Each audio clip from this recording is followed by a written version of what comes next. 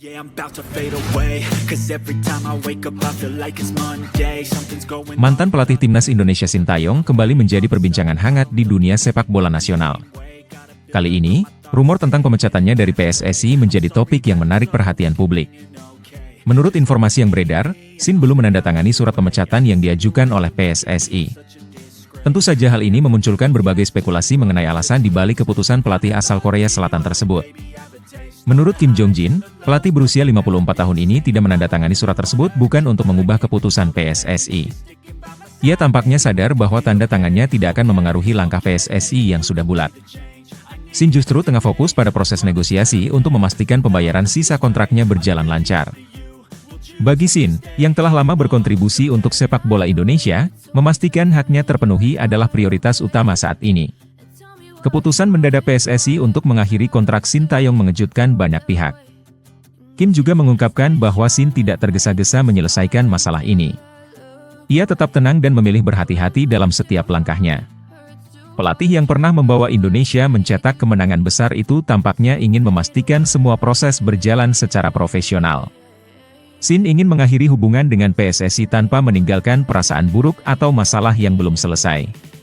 Bagi Sintayong, ini bukan soal ingin mempertahankan posisi atau kembali melatih timnas Indonesia.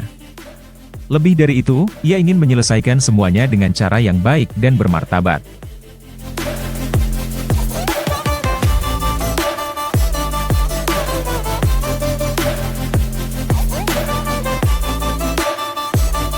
Isu panas soal ketidakharmonisan di ruang ganti timnas Indonesia mencuat setelah desas-desus tentang pemecatan Sintayong mulai tersebar. PSSI bahkan menyebutkan bahwa komunikasi antara pelatih dan pemain dianggap tidak efektif, yang konon memicu ketegangan internal. Namun bantahan keras datang dari Kim Jong-jin, mantan analis timnas Indonesia. Dalam wawancaranya, pria asal Korea Selatan itu memastikan bahwa semua tuduhan itu jauh dari kebenaran. Menurutnya, situasi di ruang ganti justru baik-baik saja selama masa kepelatihan Sin. Kim Jong-jin menganggap klaim PSSI tidak mencerminkan realita yang ia saksikan sendiri. Salah satu rumor yang ia bantah adalah soal pergantian kapten dari Jay Itzes ke Asnawi Mangkualam karena dugaan konflik dengan Sintayong. Ia menegaskan bahwa kabar itu sepenuhnya palsu. Isu lain yang menyebutkan Jay Itzes pernah mengumpulkan pemain tanpa sepengetahuan Sin juga dilabelinya sebagai berita bohong. Kim mengingatkan publik untuk tidak langsung percaya pada kabar yang tidak jelas sumbernya. Menurut Kim, perdebatan atau adu argumen memang hal biasa di dunia sepak bola, terutama dalam suasana kompetisi yang penuh tekanan. Namun, ia memastikan hal tersebut tidak sampai memengaruhi keharmonisan tim. Justru komunikasi dalam tim berjalan lancar, baik antara pemain maupun antara pemain dengan pelatih. Baginya, dinamika seperti itu adalah bagian dari upaya membangun tim yang kuat. Kim juga menilai bahwa isu-isu negatif ini lebih kepada upaya untuk menjatuhkan reputasi Sintayong.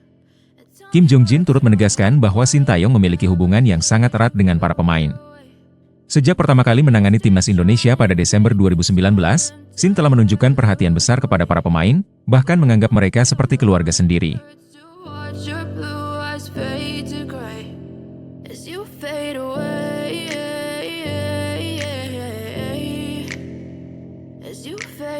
PSSI sedang mencari sosok yang tepat untuk mengisi posisi Direktur Teknik Timnas Indonesia, yang rencananya akan diumumkan pada akhir Februari.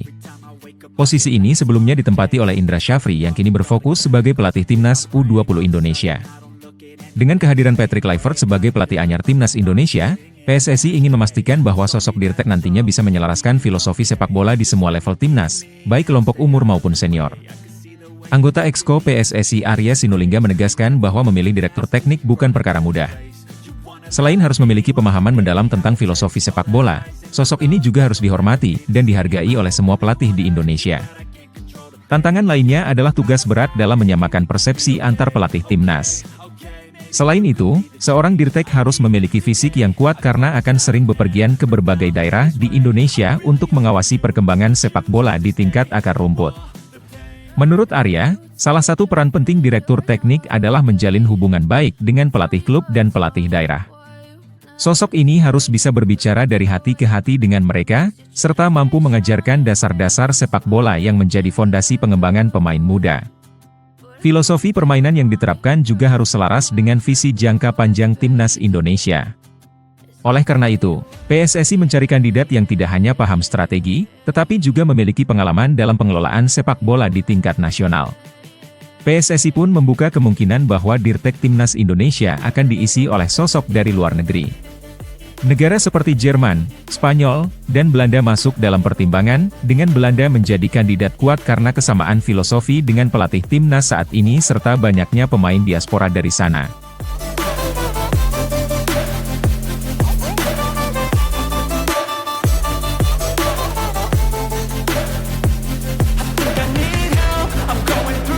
Jairo Ridwald menjadi salah satu pemain yang tengah diincar untuk memperkuat timnas Indonesia.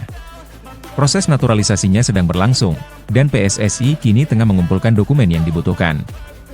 Anggota Exco PSSI Arya Sinulinga menjelaskan bahwa mereka berusaha mempercepat proses ini karena waktu yang tersedia tidak banyak. Pasalnya, timnas Indonesia dijadwalkan bertanding melawan Australia dan Bahrain pada Maret nanti. Oleh karena itu, PSSI berharap segala kendala bisa segera teratasi agar Jairo dapat bergabung dengan skuad Garuda. Saat ini, kendala utama yang dihadapi adalah pengumpulan dokumen yang cukup memakan waktu. Arya menegaskan bahwa pemerintah sudah memberikan dukungan penuh dalam proses naturalisasi pemain keturunan. Mulai dari Kemenpora, Kemenkumham, hingga Setnek dan Presiden, semuanya siap membantu. Namun, proses ini tetap membutuhkan sejumlah tahapan administrasi yang tidak bisa dilewati begitu saja. Salah satunya adalah persetujuan dari pengadilan, yang diperlukan untuk memastikan bahwa Jairo memiliki garis keturunan Indonesia dan memenuhi syarat sesuai regulasi FIFA. Menurut Arya, proses ini memerlukan usaha ekstra karena dokumen harus ditarik dari berbagai pihak. Ini menjadi tantangan tersendiri, mengingat dokumen tersebut harus dibawa ke pengadilan sebagai bukti bahwa pemain yang bersangkutan memang memiliki darah Indonesia. Meski begitu, ia tetap realistis dan menyebut bahwa semua masih bergantung pada kelengkapan dokumen yang sedang diurus.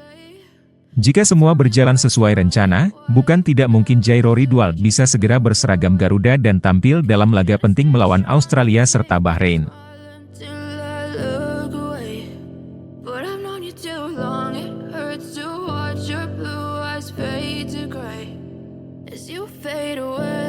PSSI akhirnya buka suara soal alasan kenapa Mitchell Baker gagal dinaturalisasi untuk memperkuat timnas Indonesia. Menurut Arya Sinulinga ternyata garis keturunan Baker tidak memenuhi syarat FIFA. Jadi meskipun Baker punya darah Indonesia, garis keturunannya terlalu jauh, hanya berasal dari kakek buyutnya, bukan dari kakek atau neneknya seperti yang ditetapkan FIFA. Karena itu, proses naturalisasi Baker pun terhenti dan peluangnya bermain untuk timnas Indonesia jadi tertutup. PSSI pun menjelaskan bahwa mereka selalu melakukan pengecekan mendalam sebelum memulai proses naturalisasi seorang pemain. Dalam kasus Baker, mereka sudah mendapatkan informasi awal yang menunjukkan bahwa dia sulit untuk diproses menjadi WNI. Setelah mengetahui hal itu, PSSI memutuskan untuk tidak melanjutkan upaya mereka dalam mengejar Baker. Mereka memilih untuk fokus pada pemain lain yang lebih memungkinkan untuk dinaturalisasi. Setiap proses naturalisasi biasanya diawali dengan pengecekan dokumen resmi yang memverifikasi keturunan pemain. PSSI tak hanya mengandalkan informasi lisan, tetapi juga menelusuri dokumen resmi, termasuk dokumen pengadilan, untuk memastikan semuanya sesuai dengan aturan. Namun dalam kasus Baker, PSSI merasa sudah jelas bahwa proses ini akan menghadapi banyak kendala dan berisiko gagal. Jadi mereka memutuskan untuk menghentikan usaha tersebut lebih awal, agar tak membuang waktu dan tenaga. Keputusan untuk berhenti mengejar Baker membuat PSSI kini lebih fokus mencari pemain lain yang lebih memungkinkan untuk dinaturalisasi dan memenuhi syarat. Meskipun Baker punya potensi untuk memperkuat timnas Indonesia, regulasi FIFA yang ketat membuat impian itu harus sirna. Kini, PSSI akan melanjutkan pencarian pemain keturunan yang lebih sesuai dengan kriteria dan bisa membantu timnas Indonesia di masa depan.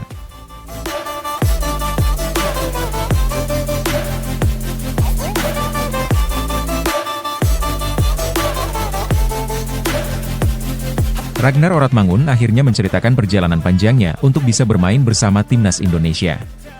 Dulu, dia sempat merasa bahwa bermain untuk Garuda adalah sebuah mimpi yang sulit terwujud, apalagi bermain bareng Jai Idzes di tim yang sama. Walaupun keduanya memiliki darah Indonesia, gak ada jaminan bahwa mereka bisa masuk skuad timnas. Sebelumnya, mereka pernah bermain bersama di Go Ahead Eagles, namun perjalanan karir mereka akhirnya membawa mereka ke klub-klub yang berbeda. Ragnar mengungkapkan kalau hubungan dirinya dengan Jai sangat baik karena mereka punya latar belakang yang sama, Indonesia. Mereka sering berdiskusi tentang kemungkinan bermain untuk timnas Indonesia. Tapi waktu itu, mereka ragu apakah impian itu bisa tercapai. Bahkan, meskipun Jai Idzes lebih dulu debut di timnas Indonesia, Ragnar tetap merasa senang karena akhirnya impian mereka berdua bisa terwujud. Rasanya seperti mimpi yang menjadi kenyataan buat mereka berdua. Sebelum bergabung dengan timnas Indonesia, Ragnar kerap berkomunikasi dengan Jai tentang proses menjadi warga negara Indonesia, yang akhirnya memotivasi Ragnar untuk mencari tahu lebih lanjut tentang proses naturalisasi tersebut. Diskusi-diskusi mereka jadi semakin membuat Ragnar ingin lebih dekat dengan timnas Indonesia. Jai memang sudah lebih dulu mencicipi atmosfer timnas, dan itu menjadi sebuah motivasi besar bagi Ragnar untuk terus berusaha.